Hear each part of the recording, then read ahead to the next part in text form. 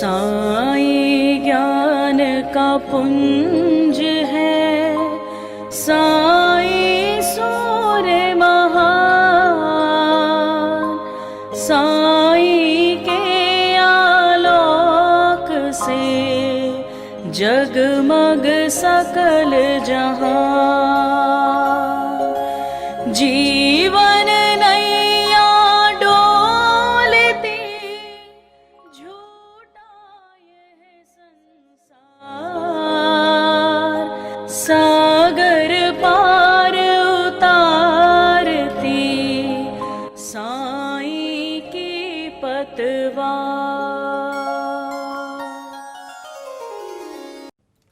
ओम साई राम। साईं भक्तों,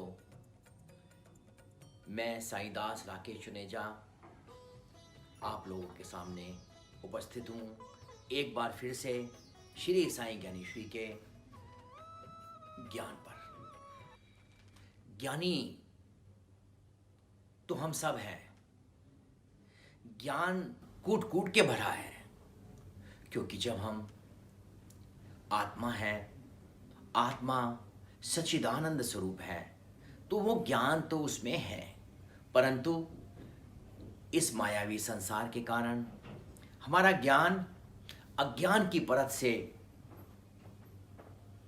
छुपा रहता है और हम अज्ञान के कारण इस संसार के अंदर में विचरते हैं और ऐश्वर्य के पीछे, मोह माया के पीछे, धन दौलत के पीछे भागते रहते हैं और ये जिंदगी कब निकल जाती है पता नहीं लगता।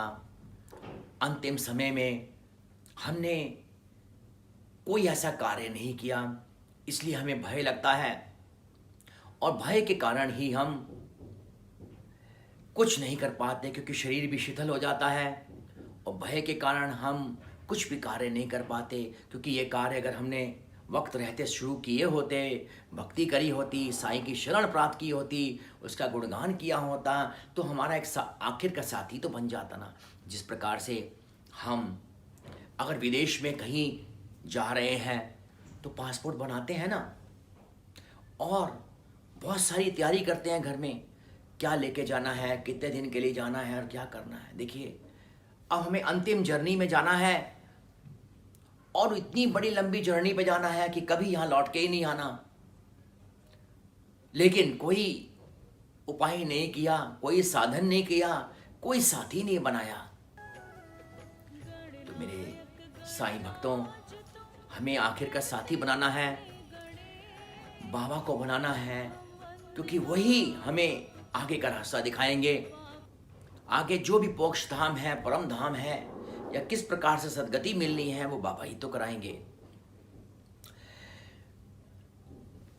आइए मैं आपको एक छोटी सी कथा के माध्यम से आपको ये एक बताना चाहता हूं कि साईं बाबा कितने दयालु हैं, कितने कृपालु हैं, और वो ब्रह्म ज्ञान की विद्या कैसे प्रदान करते हैं। एक छोटी सी कथा के माध्यम से आपको सुनाना चाहूंगा। जय साईं राम। सुखी संपन्न आदमी, बहुत बड़ा धनवान, मन में एक आशा जगी, पाऊं मैं ब्रह्म ज्ञान। समझाया तब मित्र ने, ये ज्ञान नहीं आसान, मोहग्रस्त तुम हो बहुत, कर लो इसका भान। फूटी कोड़ी का भी नहीं कर सकते तुम दान, फिर भी सबको चाहिए फोकट में श्रीमान। नेक सलाह मित्र की, छोड़ो ये अरमान, तांगा लेकर चल पड़ा, दिया ना उसने ध्यान। साईं के चरणों में टेक दिया निज शीश, कृपा करे महाराज जी, मुझको दे आशीष। आया हूं मैं दूर से, मुझको बहुत थकान, अल्प समय में आप करें ब्रह्म ज्ञान प्रदान। साईं बोले, सेठ जी इतना हो ना धीर, ज्ञान पिपासु आप सा, देखा बिरला भी। आते मेरे पास हैं भांति भांति के लोग, इच्छा पूरी मैं करूं, दूर करूं सब रोग। तुम जैसे का आगमन, ये नियति का योग, ब्रह्म ज्ञान दूंगा तुझे, आज मिला संयोग। उस सेठ जी को बाबा कहते हैं कि मुझे यहाँ संयोग मिला है, मेरे पास बहुत तरह तरह के लोग आते हैं, कोई रोग से पीड़ित होता है, कोई किसी कारण आता है, मैं सबकी परेशानियां दूर करता हूं, लेकिन पहली बार मुझे ये संयोग मिला है कि कोई ब्रह्म ज्ञान प्राप्ति के लिए मेरे पास आया है। अपने पास बिठा लिया, चर्चा छेड़ी और साईं को सुनने लगा। सेठ हाथ को जोड़ दूर रखे एक बालक को साईं ने बुलाया। नंदू के घर जल्दी जा, उसको ये समझाया, मेरे लिए लेकर आ 5 रुपए उधार। पर नंदू के घर ताला लगा, कोशिश हुई बेकार। बाबा जी ने बच्चे को दौड़ाया बहुत बार, बालक असफल ही रहा, ला पाया ना उधार। सेठ ये सब कुछ देखकर होता रहा धीर, ब्रह्म ज्ञान मुझे दीजिए जल्दी साईं फकीर। साईं बोले, काश तुम ये देख के जाते जाग, ब्रह्म ज्ञान दूंगा तुझे, पहले लालच त्याग। मन में माया है अगर, दुर्लभ है ब्रह्म ज्ञान, ध्यान अगर धन में लगा, मिलना मुश्किल ज्ञान। साईं उससे कह उठे, अपनी जेब संभाल, 5 गुना 50 का उसमें इतना माल। निकली गड्डी जेब से, करने लगा मिलान, 10-10 के 25 नोट, चकित हुआ श्रीमान। साईं बोले तब से, ब्रह्म मंडल लपेट, ब्रह्म ज्ञान तुम्हें चाहिए लालच लोभ समेत। जो विषयों का दास है, लोभों में अनुरक्त, ज्ञान ना उसको मिल सके जो धन दौलत असक्त। योग्यता का सदा रखता हूं मैं ध्यान, पात्र सुपात्र परख कर देत मैं ब्रह्मा ज्ञान। मेरा खजाना है भरा, चाहे मांगो जितना, जिसकी जैसी पात्रता फूल खिलेगा उतना। जय श्री साईं। श्री साईं के खजाना परिपूर्ण है, भरा हुआ है आध्यात्मिक खजाना। बाबा कहते हैं वो माई का लाल, जो माई का लाल होगा वही आएगा, यानी कि जो बाबा का प्यारा भक्त होगा वही आएगा और एक खजाना लूट लूट के ले जाएगा। बाबा ने सेठ जी को अपने पास बिठाया, क्योंकि वो सेठ बहुत जल्दी में था, तांगा लेकर आया था, लेकिन था बहुत कंजूस। दुनिया की हर ऐश्वर्य की चीज़ें थी, लेकिन एक कौड़ी भी उसने दान नहीं करी जीवन में। उसके मित्र ने भी समझाया था उसे कि जिसने दान नहीं किया, जिसने जो ऐश्वर्य में लगा है, दुनिया भर की चीज़ों में लगा हुआ है, वो ब्रह्म ज्ञान के काबिल ही नहीं है।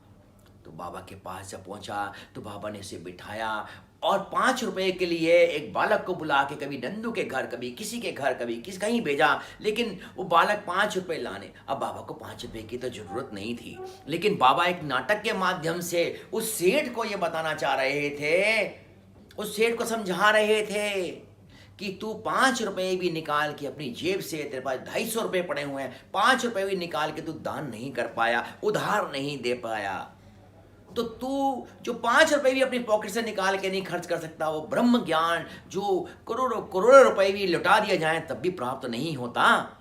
वो ब्रह्म ज्ञान प्राप्त करने के लिए दान करना बहुत जरूरी है, त्याग करना जरूरी है, सेक्रीफाइस करना जरूरी है, वैराग्य की भावना लेनी जरूरी है। मेरे साईं भक्तों, बाबा ने किसी को भी ये सलाह नहीं दी, ये सुझाव नहीं दिया कि अपने बाल बच्चों को छोड़ दो, अपने घर को छोड़ दो और जाओ जंगलों में जाके, हिमालय पे जाके तपस्या करो, नाम जाप करते रहो, ये कर, ऐसा कुछ नहीं कहा बाबा ने। बाबा ने ये कहा कि अपने जीवन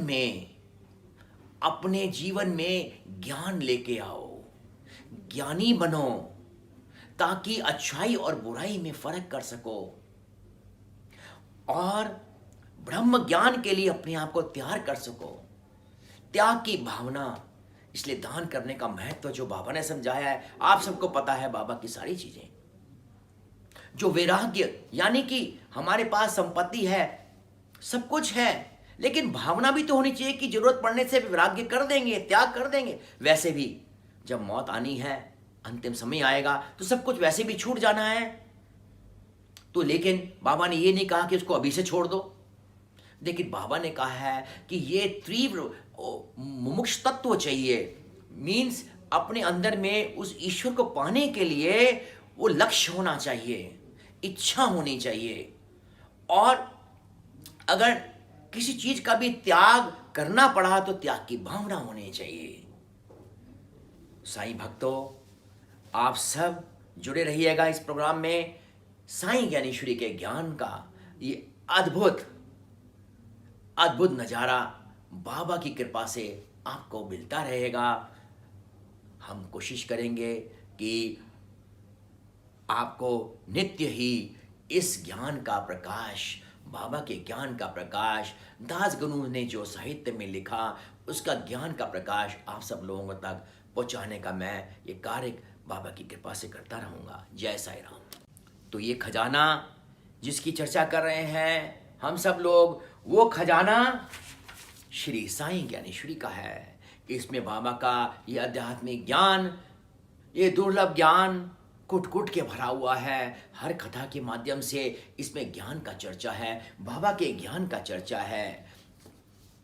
तो मेरे साईं भक्तों, मैं आपको बस इतना ही बताना चाहता हूँ कि जब हम कोई भी पुस्तक पढ़ें, कोई भी आध्यात्मिक पुस्तक पढ़ें, साईं सचित्र पढ़ें, साईं ज्ञानेश्वरी पढ़ें, भगवत गीता पढ़ें, जब तक हम उस पुस्तक के ज्ञान को अपने अंदर नहीं उड़ेल लेते और उसका अपने जीवन में अमल नहीं करते, उसका प्रयोग नहीं करते, तो पुस्तक में ज्ञान जो है वो तो पुस्तक में रखा रह जाएगा। हम रोज पारायण करते हैं लेकिन उसका ज्ञान अपने अंदर नहीं उड़ेलते, ना ही उसको अपने जीवन में उतारते हैं। मेरे साईं भक्तों, आप श्री साईं सुचित्र का ज्ञान, साईं ज्ञानेश्वरी का ज्ञान, भगवत गीता का ज्ञान अपने जीवन में प्रयोग करो। तभी जब गुरु का ज्ञान से जीवन चलेगा तो अपनी इच्छा अनुसार नहीं चलेगा, तो वो किसकी इच्छा अनुसार चलेगा? साईं की इच्छा अनुसार चलेगा। जब साईं की इच्छा के अनुसार चलेगा तब हमारा प्रारब्ध नहीं बनेगा, हमें कर्मों का भार नहीं, प्रतिकार नहीं सहना पड़ेगा, तो हम अपने जीवन से, मरण से मुक्त हो जाएंगे। जय साईं राम। साईं भक्तों, आज इतना ही। आप सबको फिर कल मिलूंगा कुछ थोड़ा सा साईं ज्ञानेश्वरी के बारे में कि साईं ज्ञानेश्वरी किसने लिखी, कैसे लिखी गई और इसमें किस किस का क्या क्या सहयोग रहा, उन सब का नाम लेते हुए मुझे बहुत हर्ष होगा। सब लोगों ने, बहुत सारे साईं भक्तों ने इस ज्ञानेश्वरी को बहुत प्रोत्साहन दिया, मुझे बहुत प्रोत्साहन दिया, और दास गनु के इस लिटरेचर को जो ज्ञानेश्वरी के रूप में अवेलेबल है वो सब लोगों ने इसको मान दिया। और मेरे पास बहुत सारे भक्तों के फ़ोन आते हैं, बहुत सारे लोग अपनी चीज़ों को डिस्कस करते हैं। आध्यात्मिक प्रश्नों के लिए, आपकी क्वेरीज के लिए मैं बाबा की कृपा से हमेशा हाजिर हूँ, आपको जवाब देने के लिए, आपके साथ सत्संग करने के लिए।